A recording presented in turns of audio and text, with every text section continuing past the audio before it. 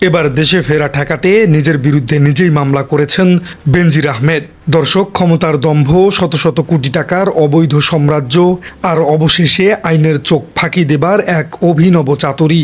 বাংলাদেশের ইতিহাসে সবচেয়ে প্রতাপশালী এবং দোর্দণ্ড দাপট দেখানো পুলিশের সাবেক মহাপরিদর্শক বেনজির আহমেদ এবার দুবাইয়ে বসে এমন এক আইনি চাল চেলেছেন যা শুনে তাবর তাবর আইন বিশেষজ্ঞদেরও চোখ কপালে ওঠার জোগাড়। ইন্টারপোলের জালে আটকা পড়ার পর যখন তাকে দেশে ফিরিয়ে আনার জন্য বাংলাদেশ সরকারের তোড়জোড় একদম চূড়ান্ত পর্যায়ে, ঠিক তখনই নিজের বিরুদ্ধে নিজেই একটি ভুয়া মামলা দায়ের করিয়ে পুরো প্রত্যর্পণ বা এক্সট্রাডিশন প্রক্রিয়াকে এক গভীর অনিশ্চয়তার মুখে ঠেলে দিয়েছেন তিনি। যে কোনো উপায়ে দেশে ফেরত ঠেকাতেই হবে, এটি এখন বেনজির আহমেদের একমাত্র লক্ষ্য। আর এই লক্ষ্য হাসিল করতেই তিনি ব্যবহার করেছেন আন্তর্জাতিক আইনের একটি চরম ধূর্ত ফাঁকফোকর বা লুপহোল। কিন্তু কি সেই ফাঁদ? কিভাবে একজন ঘনিষ্ঠ বন্ধুকে দিয়ে নিজের বিরুদ্ধেই আর্থিক প্রতারণার মামলা করালেন তিনি? আর এই কূটকৌশলের ফলে তাকে দেশে ফিরিয়ে আনার সরকারি চেষ্টা কি আসলেই ব্যর্থ হতে যাচ্ছে? দর্শক, আজকের এই মেগা অ্যানালাইসিসে আমরা আন্তর্জাতিক আইনের এই জটিল মারপ্যাচ এবং দুবাইয়ের আইনি ব্যবস্থার খুঁটিনাটি একদম সহজ এবং প্রজ্জ্বল ভাষায় ডিকোড করব। পুরো বিষয়টি জানলে আপনিও বুঝতে পারবেন অপরাধীরা নিজেদের বাঁচাতে আইনের অপব্যবহার করতে কতটা মরিয়া হতে পারে। দর্শক, গত 12 জুন ইন্টারপোলের রেড নোটিশের ভিত্তিতে দুবাই পুলিশের হাতে আটক হন পুলিশের সাবেক এই শীর্ষ কর্মকর্তা। দেশের রাজনৈতিক পট পরিবর্তনের পর আত্মগোপনে থাকা বেনজির আহমেদ খুব ভালো করেই জানেন, তাকে যদি একবার বাংলাদেশের মাটিতে ফিরিয়ে আনা হয় তবে দুর্নীতির পাহাড়সম মামলা এবং শাপলা চত্বরের মতো ভয়াবহ মানবাধিকার লঙ্ঘনের দায়ে তাকে চরম আইনি শাস্তির মুখোমুখি হতে হবে। দেশে তার বিশাল সাম্রাজ্য, সাভানা ইকো রিসোর্ট থেকে শুরু করে ব্যাংক অ্যাকাউন্ট সবই এখন বাজেয়াপ্ত। এই অবস্থায় বাংলাদেশে ফেরা তার জন্য আক্ষরিক অর্থেই এক চরম দুঃস্বপ্ন।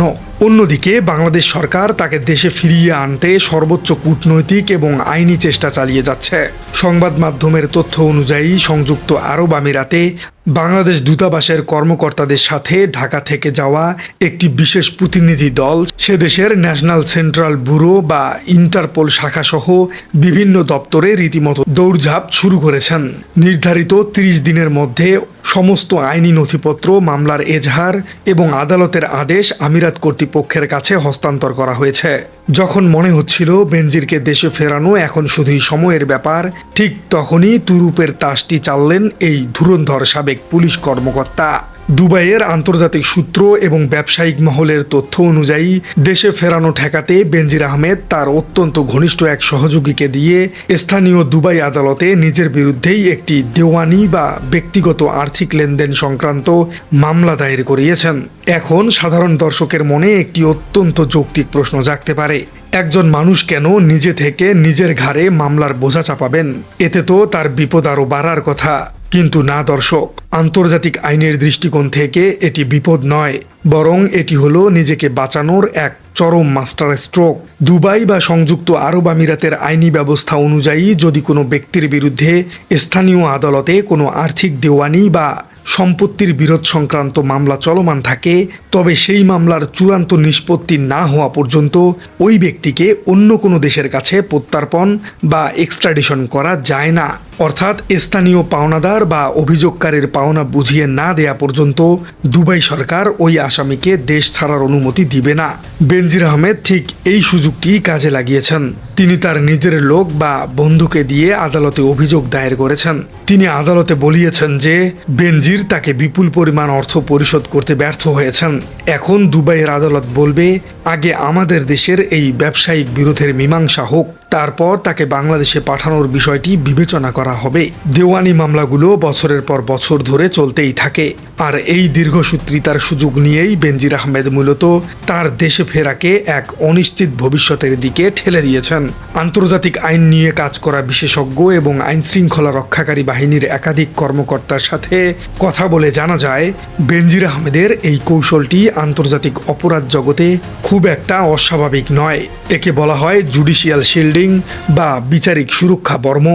যখন বড় বড় হোয়াইট কলার ক্রিমিনাল, মাফিয়া বা দুর্নীতিবাজরা অন্য কোনো দেশে ধরা পড়েন, এবং তাদের নিজ দেশে ফেরার পথ বন্ধ হয়ে যায়, তখন তারা স্থানীয় আদালতে বিভিন্ন ধরনের ভুয়া বা সাজানো পিটিশন দায়ের করেন। আর এর মাধ্যমে তারা মূলত তিনটি জিনিস হাসিল করার চেষ্টা করেন। প্রথমত, গ্রেপ্তারের আইনি বৈধতাকে চ্যালেঞ্জ করে সময় ক্ষেপণ করা। দ্বিতীয়ত হলো প্রত্যর্পণ কার্যক্রম শেষ না হওয়া পর্যন্ত স্থানীয় আদালতের তত্ত্বাবধায়নে বা জামিনে থেকে বিলাসবহুল জীবনযাপন করা। আর তৃতীয় বিষয়টি হলো রাজনৈতিক আশ্রয় বা অন্য কোনো দেশে পালিয়ে যাবার জন্য আইনি সময় বের করা।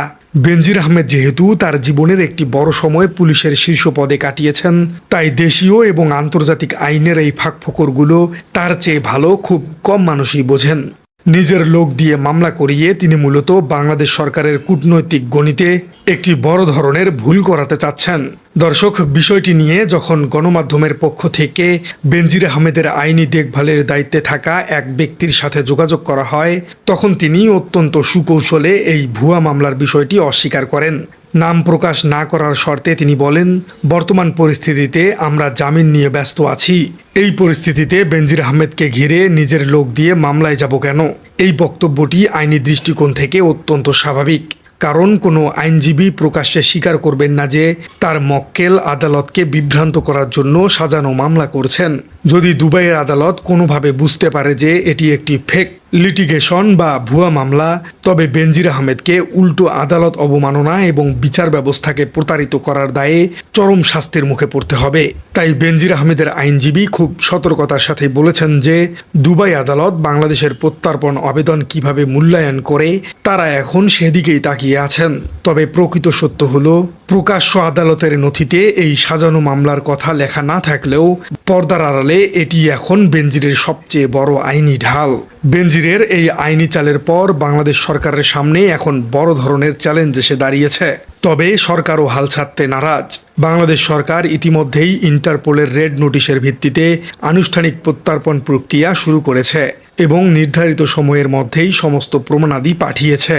এখন বাংলাদেশ সরকারকে দুবাইয়ের আদালতের সামনে প্রমাণ করতে হবে যে বেনজির আহমেদের বিরুদ্ধে দুবাইয়ে দায়ের হওয়া ওই আর্থিক মামলাটি সম্পূর্ণ উদ্দেশ্য প্রণোদিত এবং প্রত্যর্পণ এড়ানোর একটি কূটকৌশল মাত্র।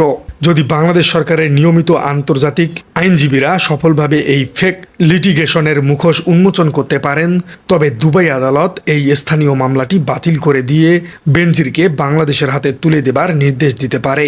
তবে এটি একটি অত্যন্ত দীর্ঘ এবং ব্যয়বহুল এবং স্নায়ুক্ষয়ী আইনি লড়াই হতে যাচ্ছে।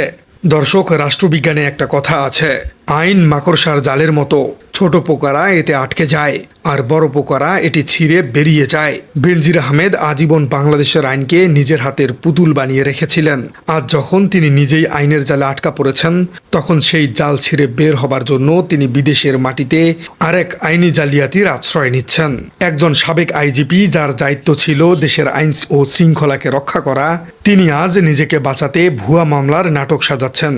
এর চেয়ে বড় নৈতিক স্থলন আর রাজনৈতিক ট্র্যাজেডি আর কি বা হতে পারে?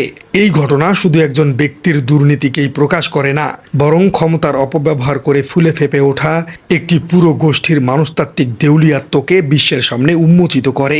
প্রিয় দর্শক, আপনার কি মনে হয়, নিজের বিরুদ্ধে নিজেই মামলা করে বেনজির আহমেদ নিজের যে ধূর্ততার পরিচয় দিল, তার সাথে কি আসলেই বাংলাদেশ সরকার পেরে উঠতে পারবে?